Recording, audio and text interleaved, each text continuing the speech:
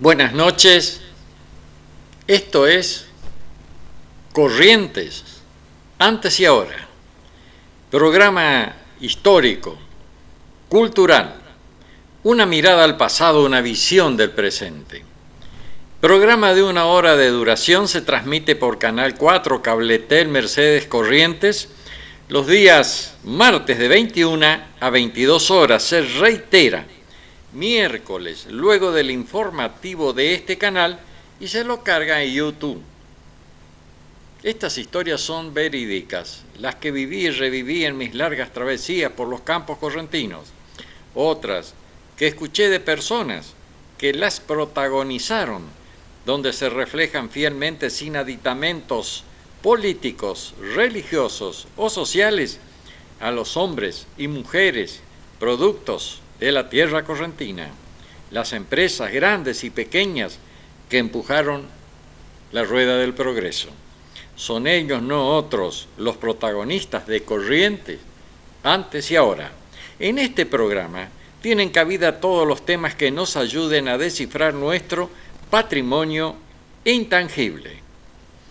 Agradecimiento a Griselda Montiel, a Omar Tunino Lugo, Romina Lugo y José María Calderón, y a nuestros auspiciantes que hacen posible que podamos emitir este programa. Programa número 81.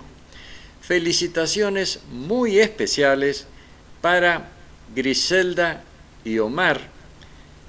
Yo los felicito como padrino de bodas. Hoy están cumpliendo 35 años de casado. Entonces, felicitaciones y muchas felicidades. Entonces, este es el programa número 81. Bombacha de campo. Historia del federalismo rioplatense. La bombacha de campo que se utiliza en nuestro país no es oriunda de aquí y tiene una historia muy particular.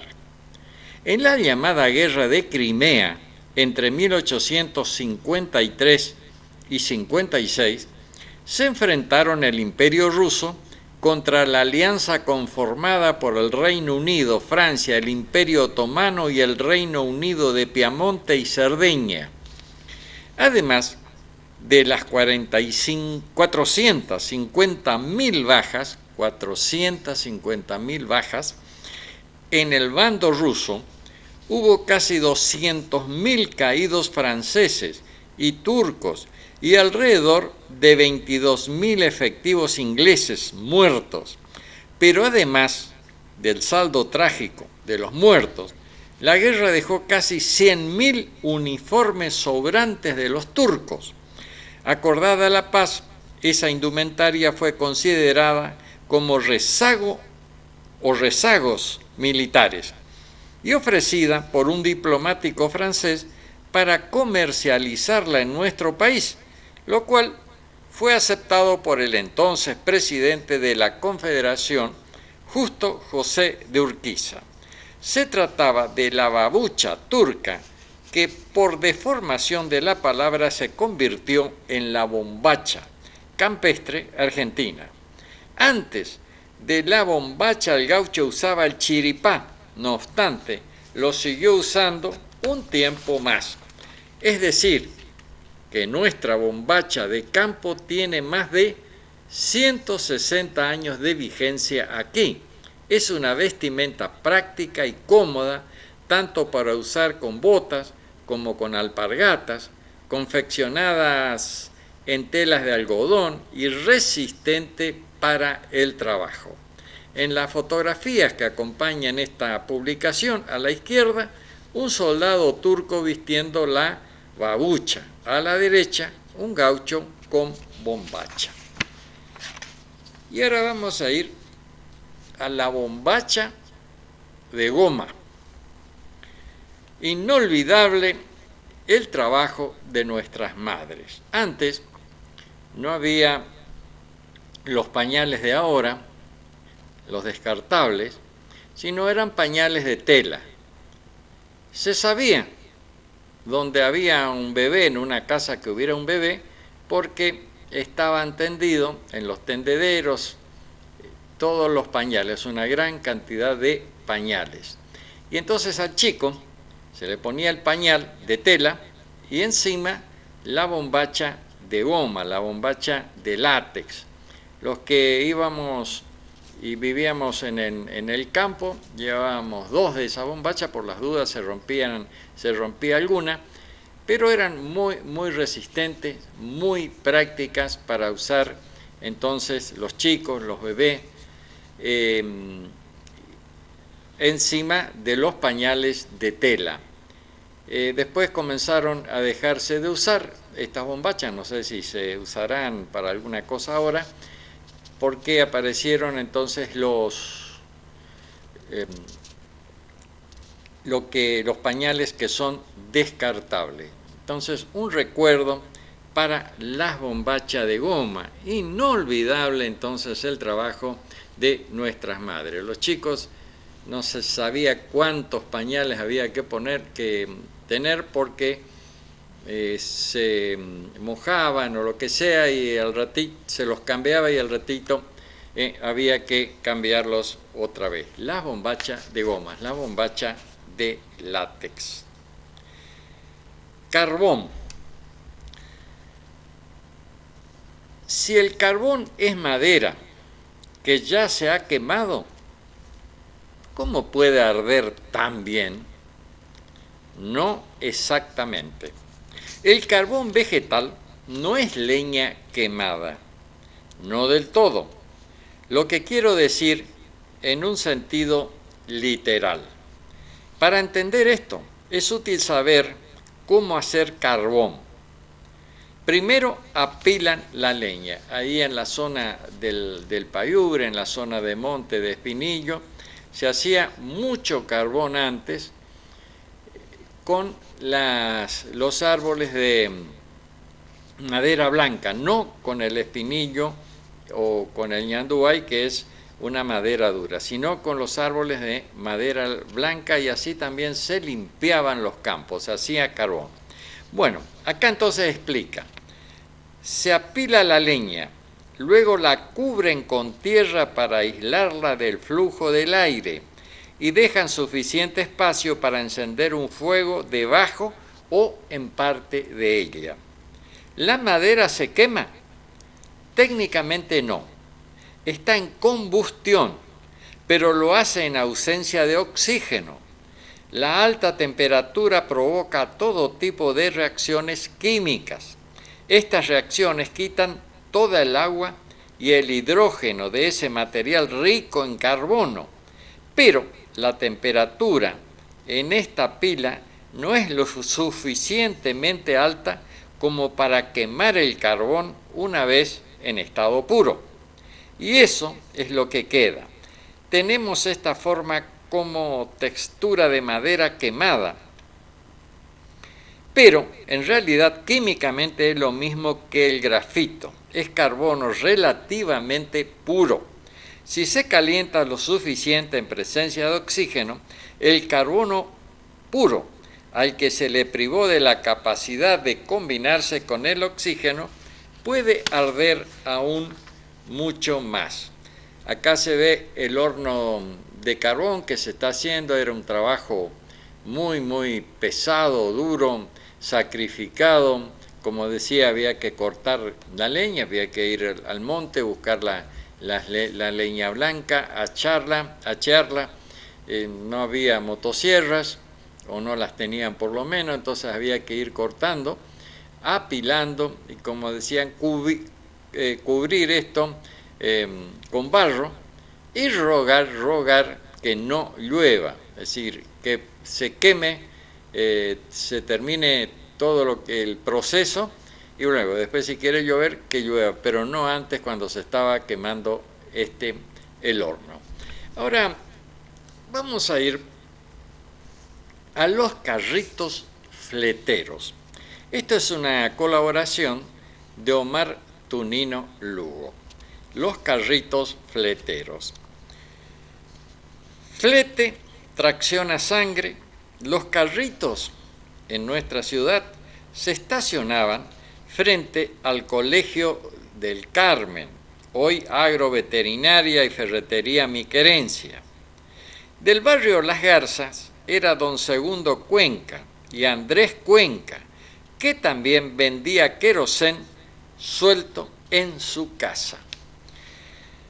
Otro fletero muy conocido, don Hortazo, que repartía gas en cilindro en un carrito de 4 ruedas.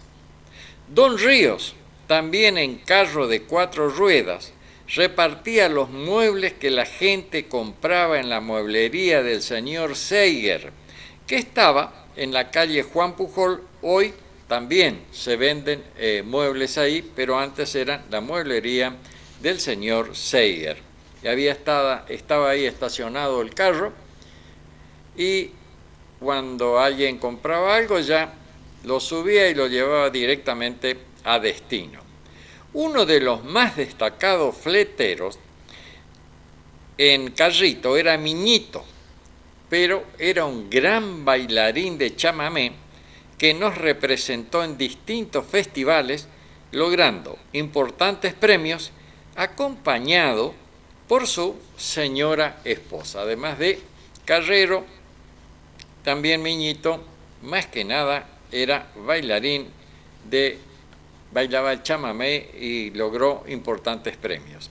Los fleteros cuidaban de sus caballos, le daban una ración para mantenerlos en estado, jamás le pegaban, solo revoleaban el arreador y engrasaban el carro, todos los ejes y demás, para que sea más liviano. Y tampoco lo cargaban demasiado, le cargaban lo justo y necesario. Y si era más, hacían 2 o 3 viajes. Y prestaron un gran servicio durante muchos años.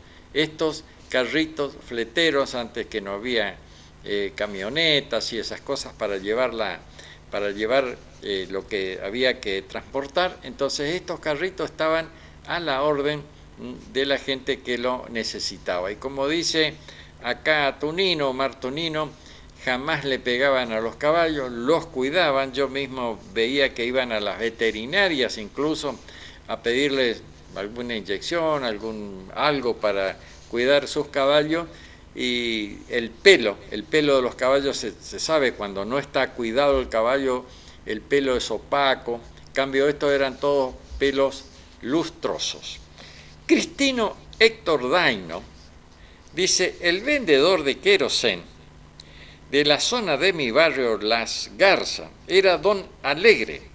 Tenía un tanque con ruedas y su caballo manso, que a paso de hombre caminaba solo, y el señor de al lado caminaba y atendía su venta por todas las cuadras. Es decir, iba el caballo lo iba llevando solo y él ya iba allí repartiendo entonces el querosén. Salía desde el surtidor de YPF, que estaba en la esquina de San Martín y San Lorenzo, en la vereda del almacén de don Barrios Núñez. Esto lo dice Cristino Héctor Daino. Que el vendedor de querosén, antes el querosén era el combustible muy usado para las estufas, para las cocinas y demás. Entonces había que comprar querosén, y este señor, don Alegre, los llevaba a domicilio. Norma Cabrera dice: don Miñito, gran bailarín con su eterna y fiel compañera Carmencita. Daba gusto verlos bailar el chamamé. No he visto otra pareja igual. Qué hermoso recordarlos. Y los transportistas a sangre, acá recordamos algunos, nos han enviado este material: Basilio Franco, Benito Humérez, Eduardo Miño, Miñito, Jorge Ríos, hermanos Cuenca, Julio Hortazo, Orduña llevaba las películas al cine y hacía otros repartos. Entonces llevaba las películas al cine. Si este señor no llevaba las películas, las traían en los vagones la traían transportada en ferrocarril, estaban ahí en el galpón de la estación, y este señor Orduña llevaba las películas entonces al cine. Antes el cine tenía dos funciones, a veces hasta 3 funciones por día, y se llenaba, siempre se llenaba el cine, debido a que obviamente no había televisión, no había los teléfonos, no había computadora, entonces se iba al cine, tanto en platea, palco, paraíso y demás, estaba siempre lleno nuestro cine. El lugar de estacionamiento, Plácido Martínez y Sarmiento. Estos vehículos fueron asistidos en la herrería Otaño.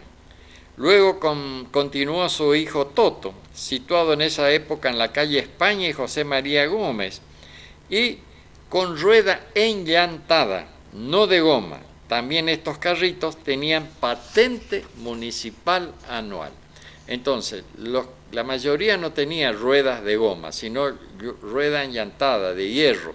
Y para enllantar había que calentar la llanta, hacerle fuego todo alrededor, luego muy caliente ponerla sobre la madera de la rueda, golpear. Bueno, era una tarea realmente sumamente difícil, pero que esta gente lo hacía con mucho esmero y sapiencia. No era para nada fácil la llantada, y más si había que hacerlo en pleno verano, en un calor intenso, entonces con estas llantas.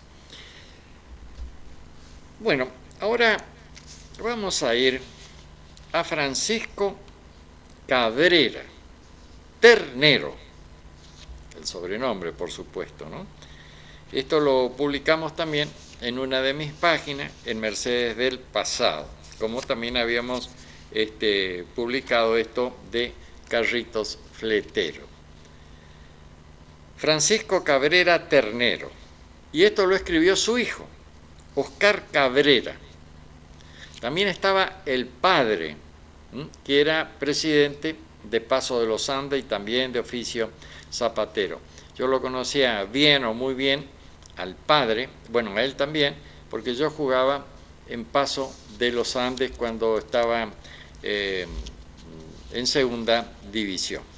Bueno, entonces Oscar Cabrera dice: mi papá se llamaba Francisco Cabrera y nació el 30 del 9 del 49 y fue la tercera generación de zapatero en la familia.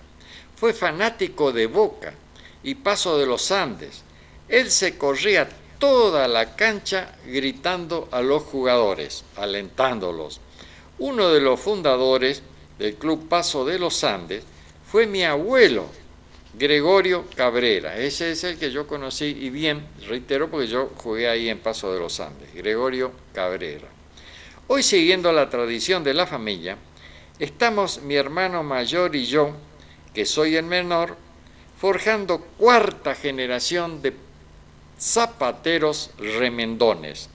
El 28 de octubre va a ser, bueno, esto, reitero, yo lo publiqué en el año 2018, va a ser 23 años de su partida, y toda la familia lo tenemos presente, siempre junto a mi mamá, que fue el pilar fundamental de la casa, lo recordamos siempre. Entonces hace ya 23 años.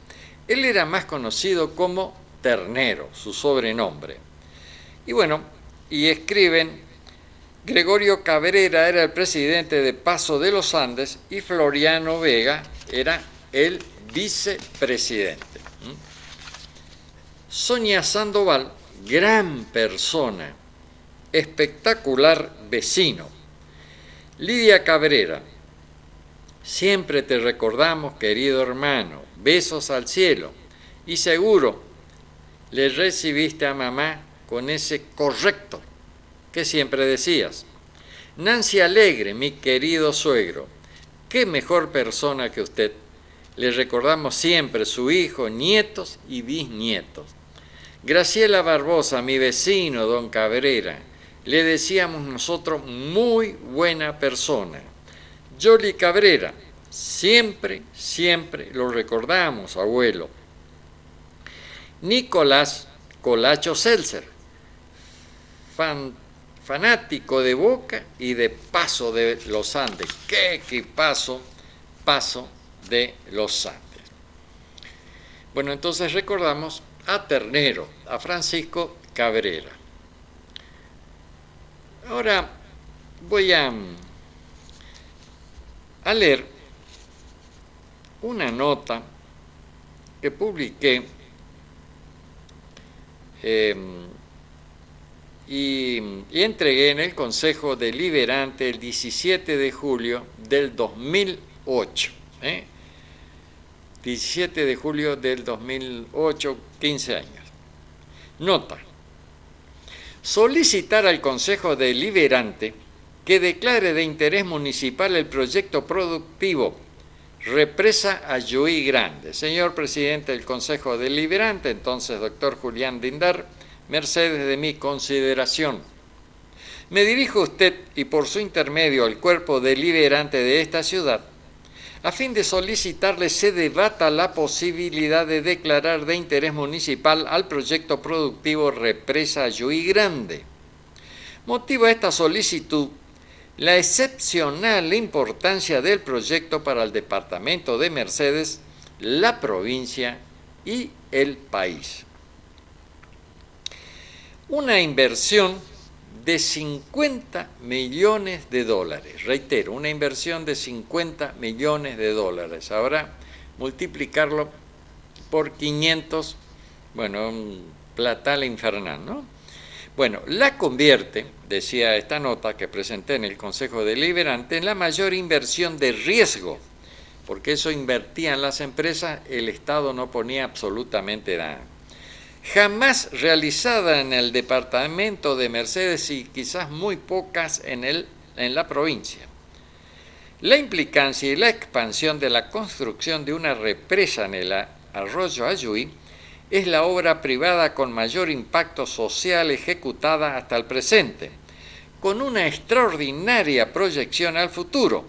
Va a transformar a Mercedes en una ciudad con desocupación cero, ampliando la oferta médica en el hospital y sanatorios por la masiva irrupción de las obras sociales.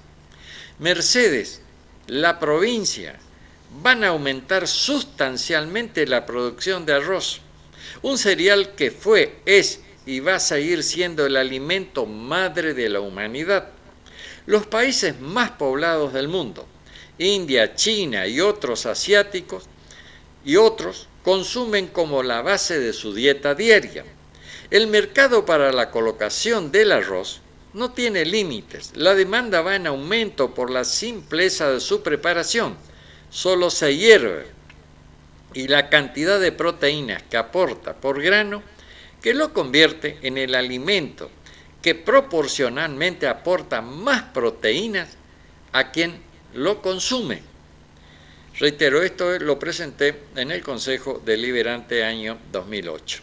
La represa no va a interrumpir el paso de agua, sino que va a embalsar, conservar, distribuir y redistribuir una mayor cantidad y caudal de agua.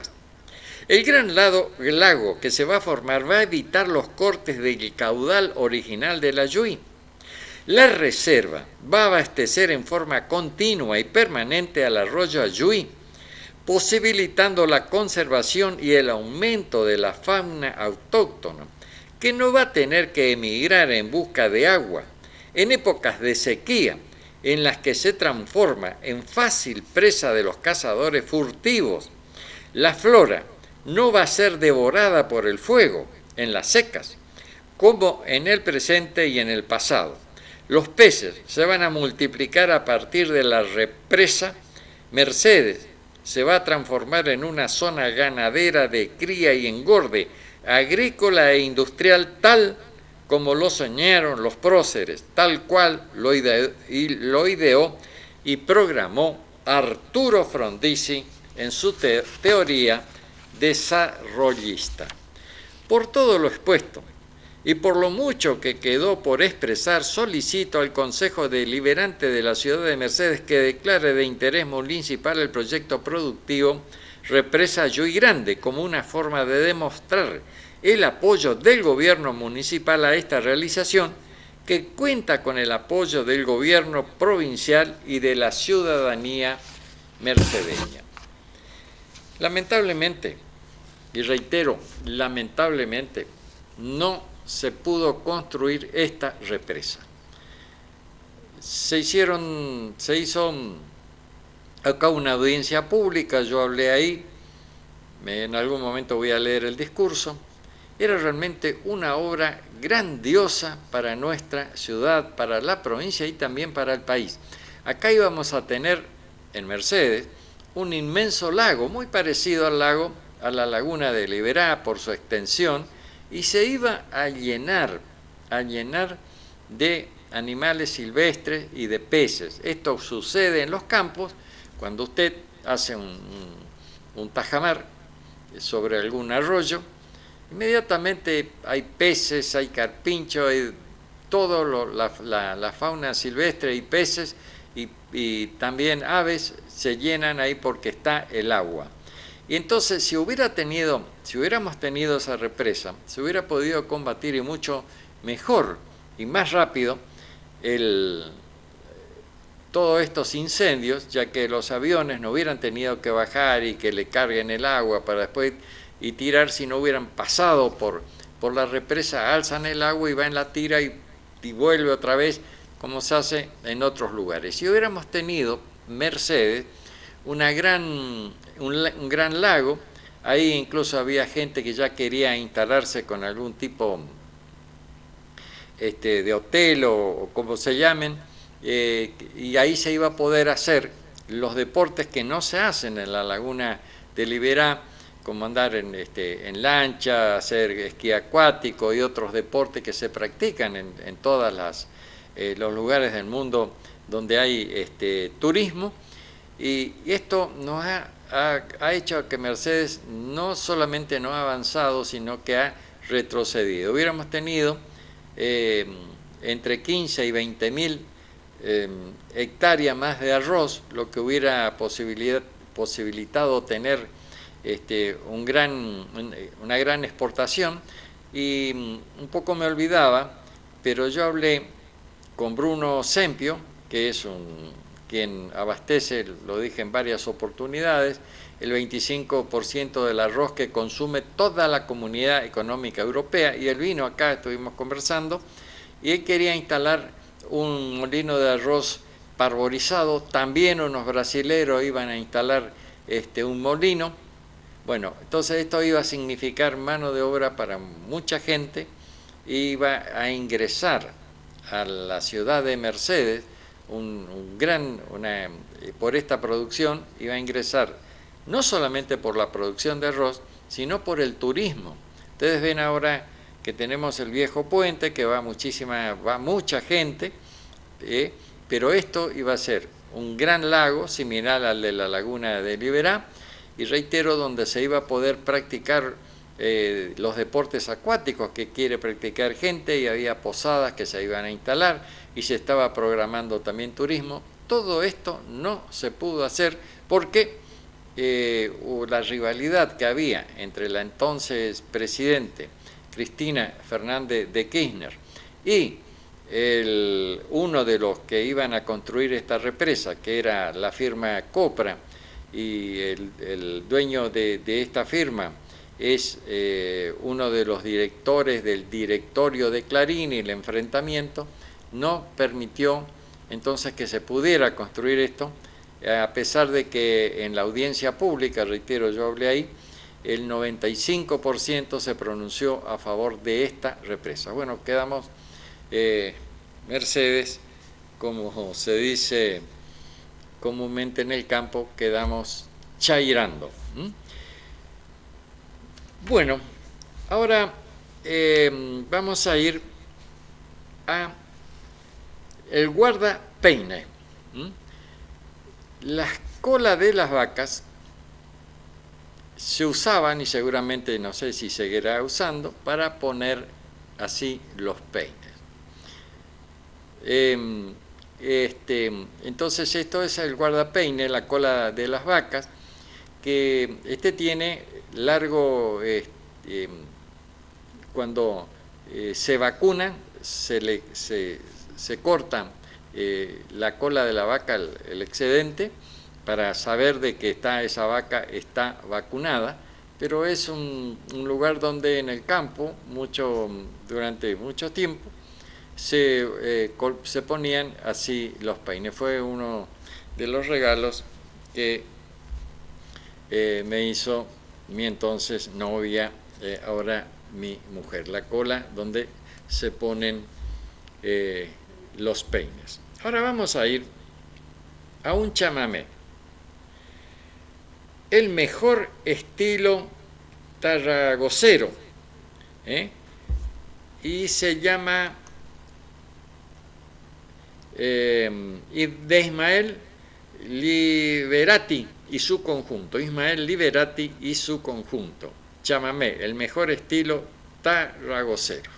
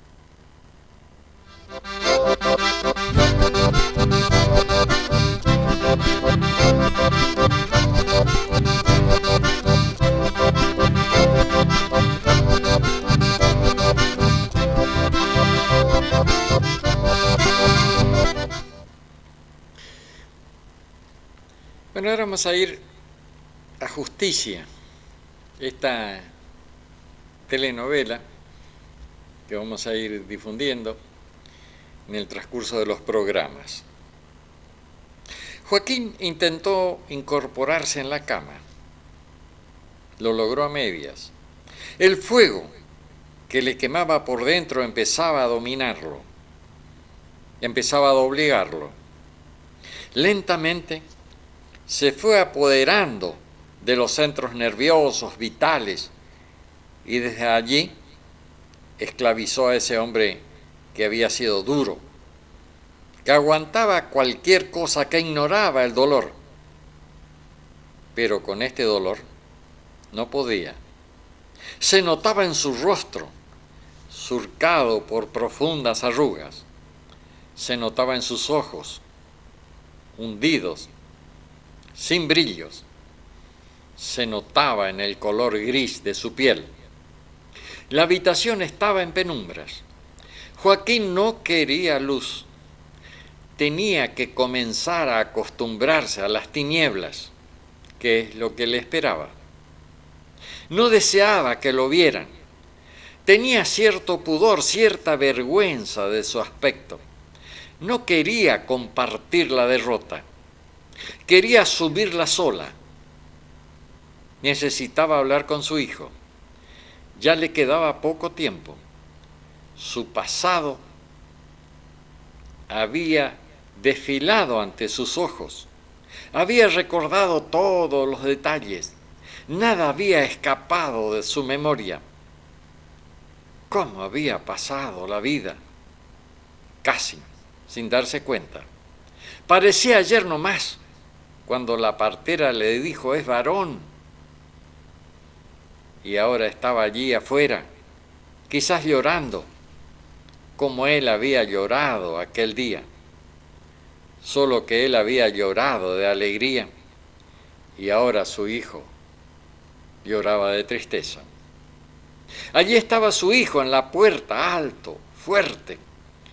Tenía que darle las últimas instrucciones. Mario era casi un hombre, un muchacho guapo para el trabajo, pero no había ido a la escuela casi. Eso le preocupaba a Joaquín. La gente ya no era la de antes. Ahora estaban todos avivados, buscaban la forma de quedarse con algo que no les pertenecían. Mario era un muchacho muy bueno, casi ingenuo. Acércate, hijo. Quiero darte algunos consejos que te van a servir. No me queda mucha vida. ¿A qué negarlo? El muchacho se acercó y se sentó al borde de la cama, en el mismo borde que se sentaba cuando su madre enferma, y él le ponía paños de agua fría en la cabeza, aguas del aljibe, para aliviarle el dolor. Hijo, al campo le faltan muchas cosas: alambrado, aguadas, corrales, pero no vendan las vacas para eso. Poner rama en los cercos, como hasta ahora. Cuídate de las víboras que se meten entre las ramas. En la seca, saca el ganado a tomar agua en el arroyo. No compres toros. Deja para padre los mejores terneros. No siembres mucho. Cuando hay abundancia baja el precio y no conviene cosechar. Cuando vendas una vaca, no fíes que te paguen con dinero al contado, aunque sea más barato. No acepte esos llamados cheques. Hijo, Andrea es una buena muchacha. Ojalá puedas casarte con ella. Otra cosa, hijo. Esto es importante, Joaquín. Hizo una pausa como pensando en lo que iba a decir. Dudaba en decirlo. No sabía si era conveniente. Luego, tras una deliberación con su conciencia, dijo: tengo mi escopeta. Siempre quise que me entierren con ella. Me acompañó toda la vida. Me hizo ganar durante mucho tiempo la comida para ustedes. Pude casarme con tu madre porque la escopeta me proporcionó las pieles. Pude pagar la última cuota de campo por la escopeta. Te la dejo. Es como si dejara una parte mía, un poco de mi espíritu. Te la dejo, porque ya no me pertenece. Un hombre postrado, un moribundo, no merece tener una escopeta como esa. Está cargada con un cartucho que yo mismo hice. Ojalá no tengas que usarla, pero si se presenta la oportunidad, antes de apretar el gatillo, tómate tu tiempo para pensar. Pero una vez que tomes la decisión, no lo vuelvas a pensar. No te arrepientas. Úsala, úsala. Aprieta el gatillo sin miedo, sin vacilar, pensando que es la mejor decisión. Padre e hijo se miraron en silencio. Parecía que las palabras se habían terminado. Joaquín se abrazó a su hijo con todas sus fuerzas. Recién en el último abrazo se dio cuenta de cuánto lo quería, de cuánto lo había querido. Bueno, muy bien. Entonces esto es otro de los capítulos de la telenovela Justicia. Ahora vamos a ir a Las cautivas. Esto está en el libro de la ya fallecida gran escritora Marta de París. Amantes, cautivas y guerreras. Página de historia, Las cautivas. Seguramente por aquello que me toca tan de cerca esos recuerdos, que los oyera desde mi infancia y que también, hombre ya, los recordara con mi padre, es que a uno le parece que lo ocurrido ha sido ayer nomás. Es tan breve el tiempo, enmedible en longitud, que el siglo, en lo infinito de vivir del mundo, es una hora inquietante, agitaciones y hechos relámpagos. Esto lo escribió Manuel Cabral. Recuerdo de una cautiva. Esto sí, lo escribió Marta de París. Es así que doña Jacoba Plaza de Cabral, que toda la vida sufriera las consecuencias de aquella odisea de cautiva durante la Guerra del Paraguay entre los años 1865 y 1869, vivía en una vieja casa que ya no existe y que hoy está completamente nueva, y es donde vive la familia de don Vicente Seara y su señora Paola Gómez. En ese sitio entonces, calle Libertad, cuando iba a verle siempre estaba la puerta cerrada. Ella me la volvía a hacer cerrar enseguida para que no entraran, me decían, los soldados paraguayos, y la llevaran. Esta señora ya estaba acá, era muy anciana, entonces todavía recordaba cuando los soldados paraguayos se la llevaran. Entonces no quería tener la puerta abierta porque decía que los soldados paraguayos iban a ingresar y se la iban a llevar. Aún conservaba nítidamente una vivencia actual lo que le había pasado.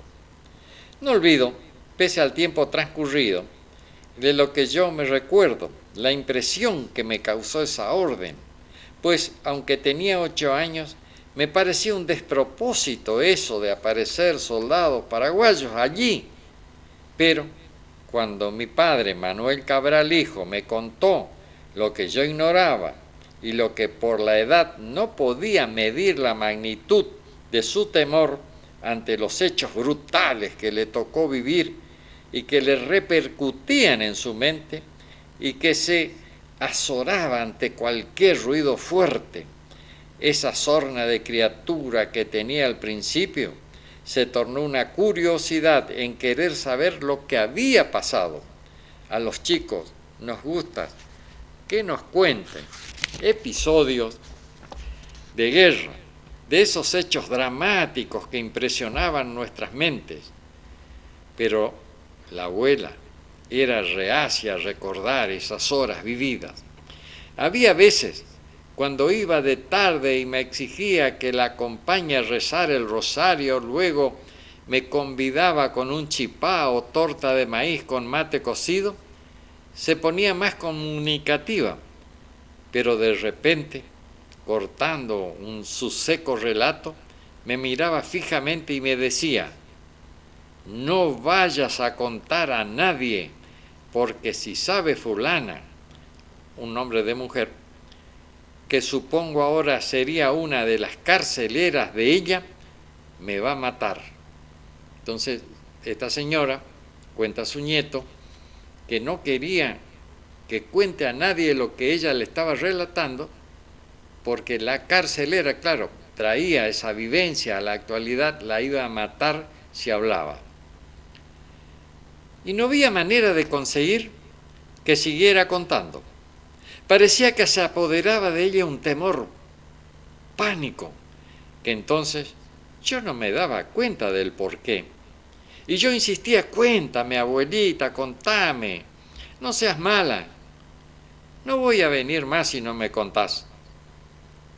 Estaba ya en la escuela y mi gran maestra, la señora Mercedes Sánchez Negrete, había despertado en mí tantas inquietudes que los misteriosos relatos de mi abuela eran para mí un acicate por saber esos episodios que tenía en mi alma, la impresión de relato fantástico. Pero bastaba que le pidiese para que se callara y hasta se fastidiara. Ahora comprendo la razón, pues tal sería la impresión que había en su espíritu, que no quería relatar cosas pasadas, pero seguramente para su mente habían ocurrido hacía poco tiempo, a pesar de que ello hacía ya 40 años. Bueno, esto es parte entonces del libro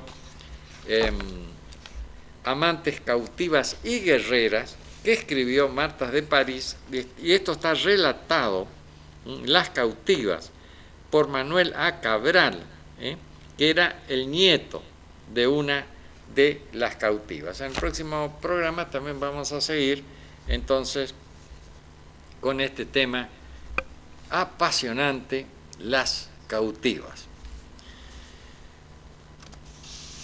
Bueno, ahora vamos a ir a la balanza. El tiempo del cuarto de azúcar y la libreta a pagar a fin de mes. Entonces, esto era cómo se comercializaba antes. Lo relaté en varias oportunidades. Se traían en ferrocarril era el transporte, las bolsas de azúcar, de yerba, de fideo, de arroz o lo que sea. Y después, cuando venían la gente al almacén, y tenían ese tipo de balanza, pedían 1 kilo, medio kilo, y las bolsas eran de papel. Entonces se ponía ya el que despachaba esto, o sea, el dueño, los dueños trabajaban a la par de sus empleados, ya conocían más o menos, cuando decían medio kilo, si tenía que ponerle 1 o 2 de esas cucharas. Y entonces, una vez que se pesaba, se entregaba estos paquetes a la gente que venía a mercar, como se decía antes, y a comprar cosas, artículos de primera necesidad. Se los pesaba allí y se los entregaba paquete por paquete. También me acuerdo en la Buenos Aires, el negocio de mi abuelo, Funes y Eskenazi, donde muy temprano, cuando recibían permanentemente los pedidos del campo, también se hacían, o también para llevar al campo, si no venían carros a llevar, los que venían en carros ya llevaban más cantidad, en envases de más cantidad, pero también había pedidos que había que prepararlo así, bolsita por bolsita, de a kilo, de a 2 kilos, de a medio kilo, lo que sea, había que prepararlo y estar desde muy temprano preparando eso. obviamente muy distinto a lo que ocurre ahora, que ya viene todo envasado, todo preparado para ir a entregar paquete por paquete. Antes los negocios tenían que tener mucho personal para realizar este tipo de trabajo, envasar paquete según por paquete. Había incluso muebles especiales donde se guardaban las mercaderías y se sacaban, estaban allí las bolsas, y con esa cuchara que tiene esa señora, yo tengo una en mi casa que era de la Buenos Aires, se cargaban entonces las bolsitas. Allí está la señora mirando a ver cuánto está pesando eso. De oficio, alambrador. Entre espinillos y molinos hacía anduve de peón, entre chapas y ranchadas, de oficio alambrador. Me vio el sol de enero y las heladas de agosto, con mi viejo poncho moro, barreteando entre pozos, de alpargatas y bombachas sin otro lujo que el deber de poder ganar el comer con el sudor de la frente. A nadie envidio, y es cierto, una vez me llamaron bruto, tal vez por no ser astuto. A uno le marcan el cuero. De este oficio he aprendido que el alambre San Martín no es ninguna soncera por ser raza guaraní. Muchos lomos ha marcado el 7 hilo a los mañaneros, y entre cardos y tutiaces es orgullo del campero. Y así hoy quise evocar al oficio de alambrador por ser orgullo nacional, emblema de tradición. Esto lo escribió Julio Almirón, el poeta del litoral. Bueno, alambrador realmente era un trabajo muy pesado. Había que poner los esquineros, cavarlos hondos, hacer un pozo cuadrado, porque los esquineros eran palos de 2 y 3 patas, había que alinearlos. En muchos campos muy cerca estaba la piedra, con una barreta había que barretear para hacer el pozo, poner por lo menos 1 metro bajo tierra a los postes. Algunos le ponían varilla entre poste y poste, cada 10 metros, y hacer alambrado por lo menos de 5 hilos, y el que tenía ovejas había que hacer de 6 hilos, había que poner un alambre de púa también. Al lado de los alambres, el que tenía tractor tenía que arar eso para evitar el fuego, porque los campos se empastaban y muy cerca de los alambrados, porque los animales casi no comían cerca de los alambrados. Entonces había que arar para evitar que se quemen los postes. Había entonces el que es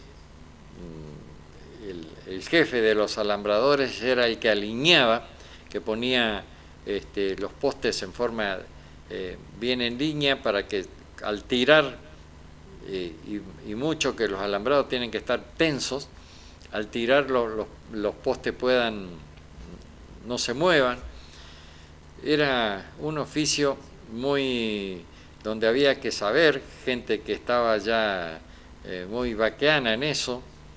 El alambre muchas veces se hacían alambrados, la mayoría en esos grandes campos. Había que llevar los postes en carro, campos malezales, pantanosos, y también había que llevar el alambre, como dice acá, el alambre San Martín, de alta tensión, y también había de mediana tensión. El de alta tensión obviamente era el más caro, el de mediana tensión, el de menos precio. También se ponía algunas líneas de mediana tensión. Lo que pasaba es que con el alambre de mediana tensión, con el tiempo perdía precisamente la tensión, entonces había que volverla a tirar. Todo era un trabajo.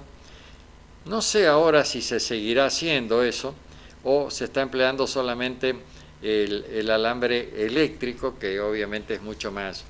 Se ponen unos postes cada 20 metros, uno o dos alambres y se le da electricidad para que no pasen la hacienda. Bueno, vamos a ir entonces, ya que estamos terminando el programa, al chamamé de Basta Ya de Carlitos Zacarías.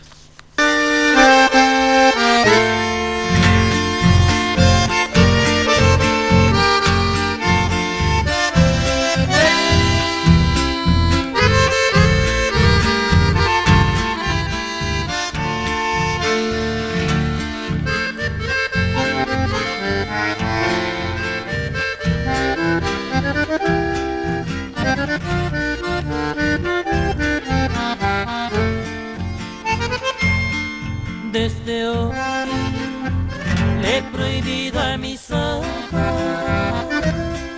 el mirarte de nuevo a la cara. Tienes algo que acaba conmigo, que a mi mente en mi alma separa. Tengo que renunciar a quererte antes que ya no tenga remedio. Si mi vida dejara tu suerte, mi camino sería un cementerio. Y basta ya de tu inconsciencia, de esta forma tan absurda de ver a diario cómo echas a la basura mi corazón, lo que te doy con tanta fe de ver en ti felicidad. Me llevaré la dignidad de no caer más en tu juego.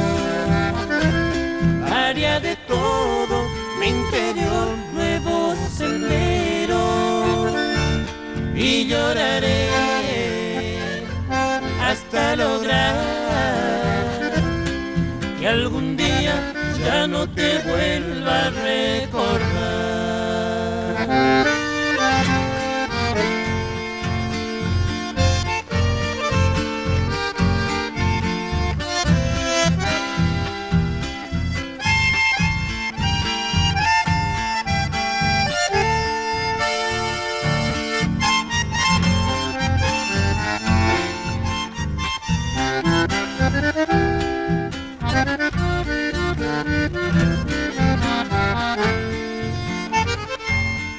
Tengo que renunciar a quererte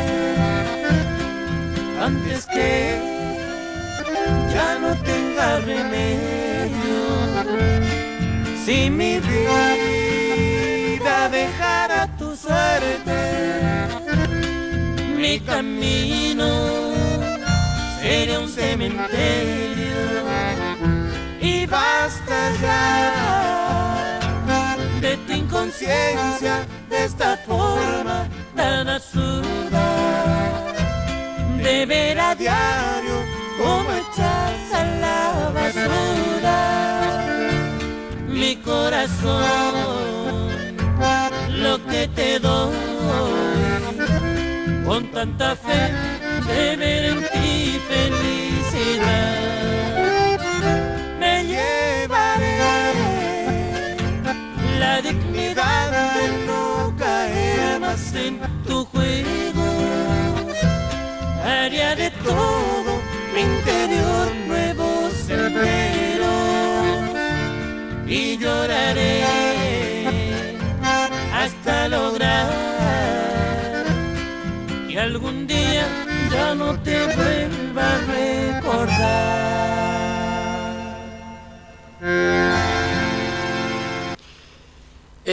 ha sido todo para este programa. Si el destino así lo permite, el próximo martes a partir de la hora 21 estaremos nuevamente con un programa de similares características, recordando que mañana miércoles a partir de la hora 14, una vez finalizado el informativo de este canal, este programa va a ser reiterado.